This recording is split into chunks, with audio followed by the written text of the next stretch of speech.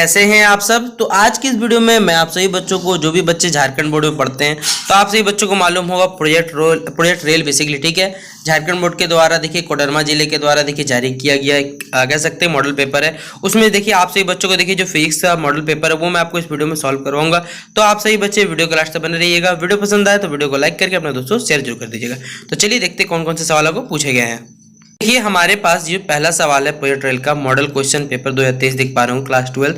Which of the following is the unit of electric field. तो हम लोग जानते हैं, सीधा बात है, इलेक्ट्रिक फील्ड का फॉर्मूला के हिसाब से बनाइएगा तो उससे हिसाब से बना सकते हैं। डायरेक्ट आपको याद रखना है तो आप जैसे तैसे याद रख सकते हैं, कोई मुझे इसमें दिक्कत नहीं है। आपको जैसे हिसाब से लगे आप लोग अपने बना सकते हैं। तो इलेक्ट्रिक फील्ड के फॉर्मूले से मिला से निकाल लीजिएगा तो क्या निकलेगा, न्यूटन पर कूलम, यानी N/c, जिसे आप लोग बोल सकते हैं। मैं आपको बता दूं कि इसमें देखिए बहुत से स्पेलिंग गलत दिए हुए हैं, तो आप लोग जो भी बच्चे हैं हिंदी चाहे इंग्लिश देखिए इंग्लिश में लिखना चाहते हैं तो यहाँ पर बहुत से शब्द हैं, बहुत से गलती दिए हुए, तो उस लोग आप लोग थोड़ा सा संभल के याद करिएगा, ठीक है। फिर अगला हमारा देखिए हमारे पास इफ एन इलेक्ट्रिक पोल इस केस, देखिए एक इलेक्ट्रिक हमारे पास डायपोल है, जब उसे हम क्या करें एक यूनिफॉर्म इलेक्ट्रिक फील्ड में रखते हैं तो जो हमारा रिजल्टेंट इलेक्ट्रिक फोर्स होगा वहां पर क्या होगा ये हमें बताना है। वो वहां हमेशा जीरो होगा, नेवर जीरो डिपेंड, ठीक है, वो वहां जीरो नहीं होगा। Depend upon capacity of dipole, ठीक है, वो डायपोल की कैपेसिटी पर निर्भर करता है, या फिर नन, यानी कोई भी ऑप्शन यहाँ पर सही नहीं है। तो देखिए हमारे पास सीधा बात है, जब हम लोग किसी भी इलेक्ट्रिक डायपोल को इलेक्ट्रिक यूनिफॉर्म इलेक्ट्रिक फील्ड में रखते हैं तो वहां पर जो रिजल्टेंट इलेक्ट्रिक फील्ड फोर्स निकालता है, जब आप लोग डेरिवेशन किया तो मालूम होगा वो क्या निकलता है, जीरो के बराबर होता है। इसलिए ऑप्शन नंबर क्या हो जाएगा हमारे पास, ए इसका राइट आंसर होगा। फिर देखिए the work done in rotating an electric dipole in an electric, देखिए जब हम लोग सीधा बात है हम एक क्या करें इलेक्ट्रिक डायपोल को क्या करें एक इलेक्ट्रिक फील्ड में रोटेट करवा रहे हैं, तो वहां जो वर्क डन होगा वो वर्क डन कैसा होगा हमारे पास, तो इसका सही आंसर होगा हमारे पास W बराबर ME 1 - cos theta. Option number A इसका आप लोग सही जवाब टिक करिएगा। फिर हमारे पास देखिए 1 वोल्ट पर मीटर, ये जो इक्वेशन है ये किसके बराबर है, देखिए हमें बेसिकली ये बताना है। तो यहाँ पर देखिए बहुत से ऑप्शन हमारे पास, उसमें ऑप्शन नंबर सी 1 न्यूटन पर कूलम, यानी ऑप्शन नंबर सी आप लोग बोल सकते हैं, इसका राइट आंसर हो जाएगा। फिर अगला सवाल देखिए हमारे पास a dipole placed in a uniform electric field it experience, देखिए जब हम लोग एक क्या करें डायपोल को यूनिफॉर्म इलेक्ट्रिक फील्ड में रखते हैं तो वो कैसा महसूस करता है बताना है। उसमें एक नेट टॉर्क लगता है, देखिए यहाँ पर नेट होगा या नॉट लिखा हुआ है, तो देखिए जिन्होंने क्वेश्चन बनाया थोड़ा सा ध्यान रखना चाहिए। एक टॉर्क महसूस करता है, एक नेट फोर्स, एक टॉर्क, दोनों महसूस करता है, या फिर इनमें से कोई नहीं। तो इसका राइट आंसर क्या हो जाएगा बच्चों, ऑप्शन नंबर बी 8 टॉर्क, ठीक है। ऑप्शन नंबर क्या हो जाएगा बी 8 टॉर्क। फिर देखिए रिलेशनशिप बिटवीन बताना है हमें इलेक्ट्रिक फील्ड और पोटेंशियल, तो इसको तो हम लोग आराम से जानते हैं, रिलेशन सीधा बात है, ई बराबर क्या होता है -dV/dx। ऑप्शन नंबर ए हमारे पास क्या हो जाएगा बच्चों, इसका राइट आंसर हो जाएगा। फिर अगला सवाल देखिए हमारे पास कि वैन एन इलेक्ट्रिक स्लैब, देखिए हम लोग क्या करें डायइलेक्ट्रिक स्लैब को क्या करें इंट्रोड्यूस करें, इसमें दो पैरेलल प्लेट कैपेसिटर बीच में इंट्रोड्यूस करें, लेकिन जहां पर देखिए सीधा बात है जो हमारा बैटरी का कनेक्शन है, ठीक है, ये बताना है वहां पर जो अर्लियर चार्ज है वो ज़्यादा होगा, पहले से ज़्यादा होगा, कम होगा, लेस हो भी सकता, नहीं भी हो सकता, या फिर सेम। तो इसका आंसर हो जाएगा बच्चों वो ज़्यादा होगा। ऑप्शन नंबर ए इसका करेक्ट आंसर हो जाएगा। फिर अगला सवाल देखिए हमारे पास द इलेक्ट्रिक फील्ड, ठीक है, due to the uniformly charged thin, इस पे देखिए इलेक्ट्रिक फील्ड बताना है, लेकिन किसमें देखिए यूनिफॉर्म चार्ज स्फेरिकल सेल के कारण जो इलेक्ट्रिक फील्ड होता है, ये याद रखिएगा हमेशा वो क्या होता है। अगर हम लोग इनसाइड बात करेंगे देखिए दो केस बन सकते हैं, एक अंदर एक बाहर, आपको मालूम होगा। तो वहां पर देखिए जो इनसाइड बनता है सेल में वो क्या होता है बेसिकली जीरो होता है, तो zero at all the point inside the cell. Option number क्या होगा बच्चों हमारे पास बी नंबर। फिर अगला सवाल देखिए हमारे पास कि if the distance at if the distance of a point from a positive charge, देखिए अगर किसी पॉइंट से हम लोग बेसिकली करें डिस्टेंस को क्या करें इंक्रीज करें, तो जो पॉजिटिव चार्ज है वो इंक्रीज हो रहा है, तो जो वैल्यू होगा पोटेंशियल का वो इंक्रीज करेगा, डिक्रीज करेगा, घटेगा या बढ़ेगा, दोनों बढ़ सकते हैं, या फिर सेम रहने वाला है। तो चलिए इस सवाल का जब आप लोग बताइएगा, नहीं आएगा तो कमेंट सेक्शन में कमेंट को आपको पिन कर दूंगी जवाब का, ठीक है। फिर अगला हमारे पास किरचॉफ फर्स्ट एंड जो सेकंड लॉ दिया हुआ है इलेक्ट्रिक सर्किट के लिए वो किस पे दिया है, तो ये तो बच्चा वाला सवाल आपसे पूछा गया, वो कंजर्वेशन ऑफ चार्ज और एनर्जी पे क्या है वो बेस्ड है, इसलिए ऑप्शन नंबर बी हमारा सही जवाब हो जाएगा।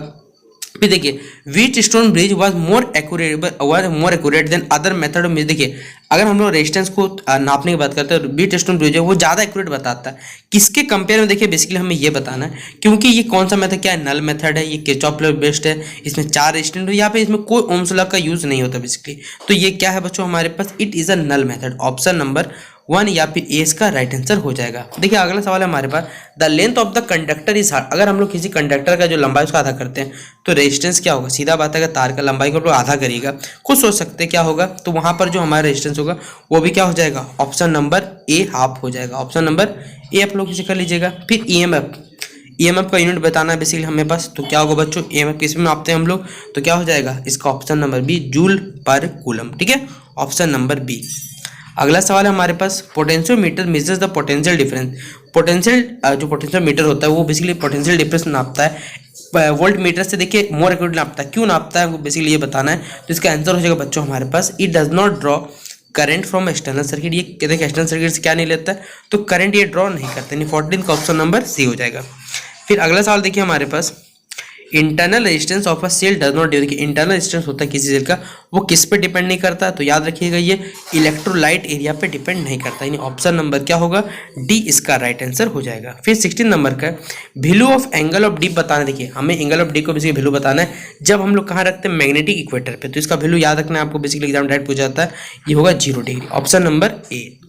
फिर देखना है हम बताना था parallel conductors carrying current in the same. देखिए जो पैरेलल कंडक्टर बेसिकली अगर सेम डायरेक्शन करंट कैरी करेंगे तो वो क्या करेंगे हमें ये बताना है, तो सीधा बात है बच्चों, इसका आंसर क्या हो जाएगा हमारे पास, ये दोनों क्या करेंगे, अट्रैक्ट करेंगे, ऑप्शन नंबर ए इसका राइट आंसर हो जाएगा। फिर अगला सवाल है एम्पियर सर्किट लॉ, ये तो डायरेक्ट देखिए पूछा हुआ है सवाल है हमारे पास, तो आपको मालूम होगा क्या हो जाएगा बच्चों। चलिए एम्पियर सर्किट लॉ आप लोग बताइए क्या होता है क्या नहीं, वो ऑप्शन ये आप लोग के सवाल में छोड़ देता हूँ। ठीक है, इसमें से कौन सा सही बैठेगा या फिर नन ऑफ दी चलो होने वाला, क्या होता है एम्पियर सर्किट। देखिए जो बच्चा पढ़ेगा वही बता सकता है, अदरवाइज आप लोग जो नहीं पढ़ेगा उसको तो खाली आंसर से मतलब है, तो जो बच्चा जानता है उसको कमेंट बॉक्स में जवाब आप लोग बताइएगा। फिर हमारे पास देखिए ए charge Q is moving on a uniform, एक चार्ज क्यू को हम लोग क्या करें, यूनिफॉर्म मैग्नेटिक फील्ड में मूव करा रहे हैं, तो उसका वेलोसिटी जो भी है वो परपेंडिकुलर है किसका, देखिए हमारे मैग्नेटिक फील्ड का, जो फोर्स वहाँ पर लगने वाला है, ठीक है, वो कैसा फोर्स होगा बेसिकली हमें बताना है, तो उसका क्या निकलेगा, फॉर्मूला के थ्रू डेरिवेशन करेंगे, तो उसका आंसर हो जाएगा option number B, small q भी और बी। ठीक है, ये हमारा क्या होगा, डेरिवेशन निकलने वाला है, जो फोर्स लगेगा वो किसके बराबर हो जाएगा, क्यू बी के बराबर, यानी ऑप्शन नंबर बी। फिर देखिए कह सकते हैं लॉरेंज फोर्स जो होता है बेसिकली वो किसके बराबर, बेसिकली हमें इस इक्वेशन के थ्रू बताना है, तो एफ बराबर क्यू ब्रैकेट में ई प्लस भी इंटू बी, ऑप्शन नंबर क्या हो जाएगा बच्चों हमारे पास, सी नंबर इसका राइट आंसर हो जाएगा। फिर अगला सवाल देखिए हमारे पास, the magnetic lines of force inside है बार मैग्नेट। देखिए मैग्नेटिक लाइन्स ऑफ फोर्स बताना है, बार मैग्नेट के अंतर्गत बताना है बेसिकली। ठीक है, तो बार मैग्नेट में क्या हो जाएगा बच्चों, वो कैसा होता है, अंदर इनसाइड बताना, आउटसाइड नहीं, आउटसाइड नॉर्थ साउथ होता है, इनसाइड क्या होता है, साउथ से नॉर्थ पोल की तरफ। ठीक है, the polarity of induced EMF, देखिए जो इंड्यूस्ड ईएमएफ का पोलरिटी होता है बेसिकली वो किसके द्वारा बताया गया था, तो आपको मालूम होगा Fleming's right hand rule, option number B इसका राइट आंसर होगा। फिर which is correct arrangement of, देखिए हमें देखिए बेसिकली इलेक्ट्रोमैग्नेटिक वेव का जो अरेंजमेंट है, लेकिन फ्रीक्वेंसी के बढ़ते क्रम, यानी देखिए सीधा बात है आवृत्ति के बढ़ते हुए क्रम में हमें सजाना है इसका, तो आप लोग जब सजाइएगा तो ये ऑप्शन नंबर पहले देखिए, पहले क्या होता है रेडियो, फिर micro, infrared, visible, ultraviolet, X ray, फिर गामा रे। ठीक है, और गामा रे आ गया हमारे पास। ठीक है, यानी ऑप्शन नंबर ए इसका आप लोग सही जवाब टिक कर लीजिएगा। फिर the role of inductance is, देखिए जो इंडक्टेंस है वो किसके बराबर बेसिकली हमें ये बताना है, तो इनर्शिया की क्या होता है बच्चों बराबर, तो ऑप्शन नंबर ए इसका सही आंसर होगा। फिर अगला सवाल है विच of the following circuit exhibits maximum power, ढेर इनमें से कौन सा सर्किट है जहाँ पर सबसे ज़्यादा पावर डिसिपेशन होता है, pure inductive circuit, pure capacitive circuit, pure resistive circuit या फिर नन ऑफ दी, तो इसका राइट आंसर क्या हो जाएगा बच्चों हमारे option number C, pure resistive circuit, option number C. फिर अगला है हमारे पास डी ब्रोगली इक्वेशन। देखिए जो डी ब्रोगली स्टेटमेंट है वो क्या बताता है, तो सीधा बात है dual nature of particle, option number क्या हो जाएगा, ए इसका राइट आंसर हो जाएगा। पोलराइजेशन ऑफ लाइट जो है, ठीक है, ये बताना हमें क्या प्रूव करता है बेसिकली ये बताना है, तो क्या प्रूव करता है, ट्रांसफर वेव का जो नेचर होता है वो बताता है, ऑप्शन नंबर क्या हो जाएगा, सी इसका राइट आंसर होगा। अगला सवाल देखिए हमारे पास which of the following used in optical fibre, तो हम लोग को देखिए इसमें कौन सा घटना होता है जो ऑप्टिकल फाइबर में स्टार्ट बेसिकली होता है, तो टोटल इंटरफेरेंस में, जिसे हम लोग TIR के नाम से भी जानते हैं। ठीक है, फिर ये सवाल देखिए क्लास 10th का है, दो लेंसेज है जिनका एक का पावर देखिए +6D है, एक का पावर -4 डायप्टर। ठीक है, दोनों को कॉम्बिनेशन कर देंगे तो क्या होगा, 2 डायप्टर आ जाएगा, सीधा बात है हमारे पास ऑप्शन नंबर डी में होगा। ठीक है, क्लास 10th का सवाल ये पूछा गया, what percentage of radio active substance is left, और देखिए 5 हाफ लाइफ के बाद रेडियो एक्टिव सब्सटेंस का कितना परसेंट बचेगा ये कैलकुलेट करके आपको बताना पड़ेगा, तो इसका आंसर निकले जान लीजिए 3.125। ठीक है, फिर अगला सवाल है हमारे पास which of the following not a universal gate, इनमें से कौन सा यूनिवर्सल गेट नहीं है बताना है, है नहीं, इनमें से कौन सा नहीं है, वो है NAND गेट। बाकी सारे के सारे क्या है, यूनिवर्सल गेट हमारे पास अवेलेबल है, ठीक है। फिर what happens to the resistance of semiconductor, देखिए अगर हम लोग सेमीकंडक्टर को क्या हिट करें तो उसका रेजिस्टेंस पे क्या असर पड़ेगा ये हमें बताना है। तो सीधा बात है, जब हिट करते हैं उसका रेजिस्टेंस क्या होता है, घट जाता है। ऑप्शन नंबर क्या हो जाएगा, बी इसका राइट आंसर। फिर in a semiconductor what is responsible for, देखिए सेमीकंडक्टर में क्या रिस्पॉन्सिबल कंडक्शन के लिए बेसिकली हमें ये बताना है। तो इलेक्ट्रॉन्स और होल दोनों ही क्या होते हैं, इसके लिए रिस्पॉन्सिबल होते हैं, इसलिए ऑप्शन नंबर C33 का हो जाएगा, ठीक है। फिर देखिए फॉर टेलीविजन ट्रांसमिशन, जो टेलीविजन देखिए ट्रांसमिशन होता है, फ्रीक्वेंसी जो रहता है वो बेसिकली कितने से कितने रेंज हमें बताना है, ठीक है।